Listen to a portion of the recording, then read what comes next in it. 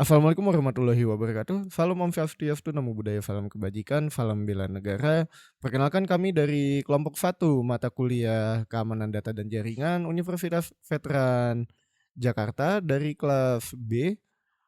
Pertama-tama perkenalkan anggota kami, ada saya Rifkula Ramadan Anan Multi, kemudian ada teman saya Raden Masaid Barik dengan NIM 057, lalu ada Yohanes Andika Bintang Pramadya dengan NIM 068, ada Auriel Priyanka dengan NIM 074, ada Raka Dwi Prayoga dengan NIM 072, lalu ada saya sendiri tadi Rifkula Ramadan Ananmuti dengan NIM 075.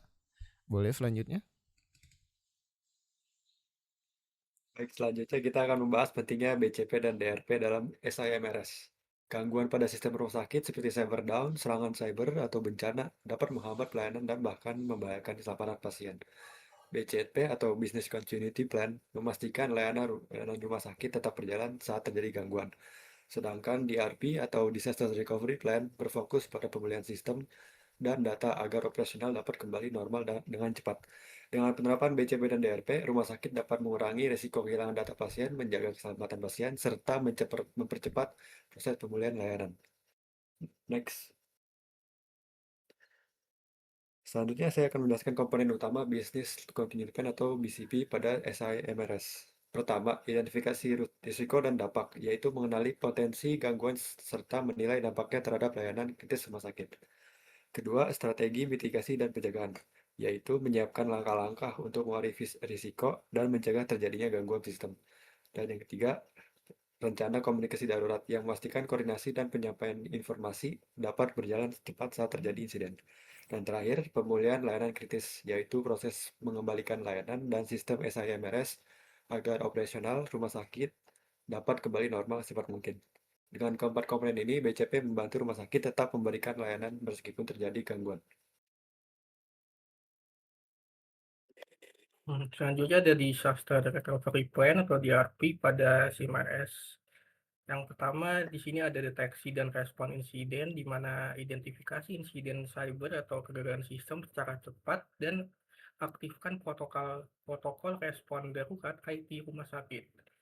Yang kedua ada pemulihan sistem utama SIMRS, yaitu adalah jalankan prosedur pemulihan sistem inti SIMRS termasuk rekam medis, farmasi, dan sistem penunjang layanan kritis. Kemudian yang ketiga ada backup data dan juga sistem berkala, di mana melakukan backup data pasien dan sistem SIMRS secara terjadwal untuk memastikan ketersediaan data saat pemulihan. Kemudian yang terakhir ada pengujian dan pemeliharaan DRP, yang dimana itu melaksanakan simulasi dan uji coba DRP secara rutin untuk memastikan efektivitas rencana pemulihan bencana IT. Next. Kemudian kita ada integrasi BCP dan DRP dalam manajemen SIMRS. Business Continuous Plan atau BCP itu berfokus kepada kesinambungan bisnis secara luas, menjaga operasional rumah sakit tetap berjalan, melindungi proses kritis, dan memastikan layanan pasien tidak terganggu saat terjadi insiden.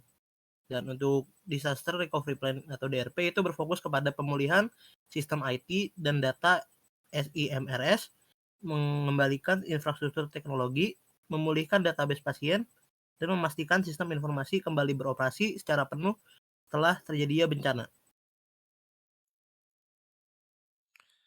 Kemudian ada dari hasil dari studi kasus implementasi BCP dan DRP di rumah sakit. Di sini telah disimulasikan bahwa hasil yang didapatkan itu setelah menerapkan implementasi BCP dan DRP dengan baik, itu terjadinya 99% pengurangan downtime sistem SIMRS setelah implementasi DRP dan prosedur backup berkala. Kemudian 75% keberhasilan pemulihan data pasien dalam insiden cyber berkat strategi BCP yang terstruktur, sehingga data-data pasien bisa di-recover dengan kerusakan yang minimal. Boleh next. Baik, melanjutkan ke bagian rekomendasi. Saya akan memaparkan mengenai 4 pilar rekomendasi dan best practices dalam menjaga ketahanan streamers di lingkungan rumah sakit. Pertama, analisis risiko periodik. Rumah sakit harus melakukan penilaian dan analisis risiko secara berkala untuk selalu mengidentifikasi jika ada ancaman-ancaman cyber yang baru yang menargetkan sistem database kita. Dan kedua, teknologi backup dan monitoring. Kita itu wajib menggunakan sistem otomasi cadangan data otomatis secara berkala, serta menggunakan sistem monitoring terkini guna mendeteksi gangguan jaringan dan memastikan ketersediaan data SIMRS tiap saat. Lalu ketiga, libatkan seluruh stakeholder. Perencanaan BCP dan DRP ini bukan hanya tugas tim IT aja, melainkan harus melibatkan seluruh pihak manajemen, dokter, perawat, sampai staf administrasi rumah sakit yang agar implementasinya itu berjalan lancar saat kondisi darurat. Lalu keempat, simulasi dan pelatihan rutin. Dokumen rencana ini tidak akan berguna jika tidak dipraktikkan. Karena itu diperlukan simulasi bencana cyber dan pelatihan rutin secara berkala agar seluruh tim medis maupun non-medis siap menghadapi insidennya kapan aja ada tanpa kepanikan. Baik. Plan dari proyek kelompok kami, rancangan tata kelola keamanan non-teknis ini seperti dokumen BCP dan DRP ini. Sekian, ada pertanyaan dan terima kasih. Sekian, terima kasih dari kelompok kami. Wassalamualaikum warahmatullahi wabarakatuh. Salam Om Swastiastu, Namo Buddhaya, salam kebajikan, salam bela negara.